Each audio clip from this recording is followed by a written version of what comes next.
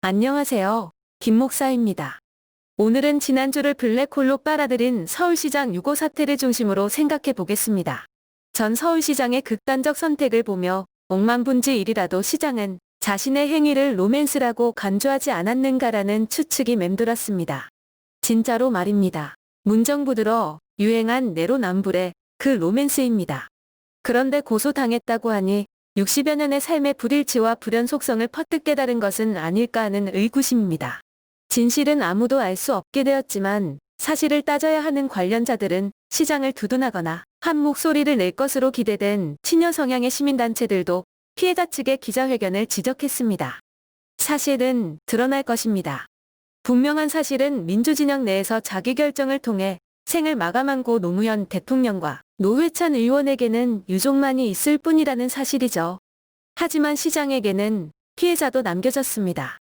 문제는 사고가 난 후 책임있게 수습해 나가야 할 자리에 있는 분들이 제대로 사후 처리를 못 해내고 있다는 곤혹스러움이겠죠. 서울시 5.1장 결정을 두고도 아쉬움이 큽니다. 유족들에 따르면 가족회의에 동석한 국회의원의 주장이었다고 하는데 만일 유족들 계획대로 3일 가족장으로 치렀으면 오히려 고인이 편히 갈 수 있지 않았을까 생각해 봅니다. 공연히 수억 원의 공금을 써서 두고 인구에 회자되게 하고 3일이면 뉴스가 빨려 들어가는 주말을 넘기며 세 주간의 관련 속보들이 잦아들었을 수 있지 않았을까요? 5.1장을 치르느라 고인과의 우정과 충성을 표시하려는 불필요한 말들을 오피니언 리더들이 내는 바람에 피해자의 주장에 더 귀 기울이게 하는 역효과는 없었을까요? 유족들이 3일 가족장을 원했던 것도 생애의 과오를 최소화하고 업적의 공적이 서서히 기억되기를 바라는 마음 아니었을까요? 어쨌든 엎어진 물이 되어 뉴스는 끊이지 않았습니다. 무엇보다 지방자치 시대를 열면서 사면임이 가능하도록 규정한 제도에 대한 지적이 있습니다. 10년이면 강산이 변하는데 고인처럼 10년 가까이 재임하면 인사권을 바탕으로 자신만의 왕국을 건설할 수 있다는 논리죠. 그렇게 생애 과오가 불거진 가운데 군림하다 유명을 달리한 것이 진정한 당인의 처신이었는지 아니면 당의 어려움을 가중시킨 역적 행위가 될 것인지는 산 사람들도 한몫한다는 점을 기억해야 합니다. 어차피 여론 정치로 집권 3년을 끌고 왔기에 산 사람들이 할 일이 있다는 뜻입니다. 기후일지 몰라도 국정농단 사태로 주워 담듯이 정권을 가져왔기에 분명히 인재풀이 바닥나 있다는 숙제가 있습니다. 어쩌면 현재의 난맥상도 인재일 수 있는 것이죠. 이것이 극명하게 드러난 것이 대통령이 그렇게 강조했던 공수처 출범을 기일에 맞춰 한다고 여당 몫으로 추천했던 2인 가운데 한 사람이 성착취범 변호인이라는 여론의 지적을 못 견뎌 바로 자진 사퇴한 일입니다. 이에 더해 청와대 비서관, 서울시 정무부시장을 거친 여당 의원도 혼자 되뇌인 집값 안 떨어진다는 문정부의 부동산 대책도 정책의 문제 이전의 대책 위반자들의 문제라 보여집니다.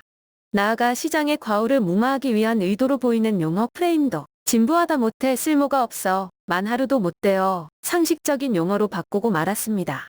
과거 여성운동 시절 서울대에서 시작됐다고 알려진 가해 지목자 피해 호소인이라는 운동 용어를 시장을 가리키는 용어를 빼고 피해자의 비중을 낮추기 위해 일방적으로 사용함으로 여론의 문매를 맞았습니다. 이미 고소되었기에 피해자 혹은 고소인이라면 괜찮았을 것을 엉뚱하게 청와대부터 여당 초선 의원까지 피해 호소인이라고 획일화시켜 마구 소리를 내므로 안 하는 이만 못하게 되었습니다. 그리고 시장 유고 후 이 사태는 법적 문제가 아니라 정서적 문제라는 점을 간과했습니다. 그래서 민주진영을 대표하는 정당을 차라리 민주정명당이라고 하라는 뼈아픈 지적도 있습니다. 나아가 진보진영 대표는 자당에서 오랜 동안 써온 가해지목자, 피해 호소인을 두고 피해자 호소인이라는 실수를 범한 때여 조문을 두고 당내 혼란을 가중시키므로 그의 시대가 저물고 있음을 드러냈습니다. 주말 들어 경기지사에 대한 무죄 취지 파기환송 대법원 판결이 나오는 것을 보며 만일 시장이 건재했다면 어떠했을까라는 상상도 했습니다. 과연 지사가 하늘이 낸 사람인지 두고 볼 일입니다. 내년 4월 보선에 따라 달라질 것입니다. 어쩌면 이낙연 의원보다 더 강하게 여론의 향배를 저어하는 듯이 보이는 지사를 견제하기 위해 자유진영에서는 우선 서울시장 선거부터 고인이 된 시장의 소리를 내는 것이 좋을 것입니다. 기존의 입장만 되풀이하다가는 이미 기울어진 판세에서 지사의 공격력만 높여주며 어쩌면 그로 하여금 민주진영 대선 후보가 되게 할지 모릅니다. 서울시와 경기도의 같은 듯 다른 정책의 틈바구니를 찾아 고인이 된 시장이 목소리를 높였던 정책을 차용하여 서울시장을 당선시킬 수 있다면 일타쌍피의 효과를 거둘 것입니다. 그만큼 전 시장의 차별화 정책은 탁월했고 현 지사의 선명성 역시 그렇습니다. 그만큼 이낙연 의원은 잘해야 본전인 시세이고 현 지사는 안 돼도 본전인 형국입니다. 자유진영의 선명적 차별화 정책이 나오는 정치 발전을 기대해 봅니다. 이를 코로나 후 교회에 적용하기 위해 졸저 성서 실패학의 일부를 발췌할까 합니다.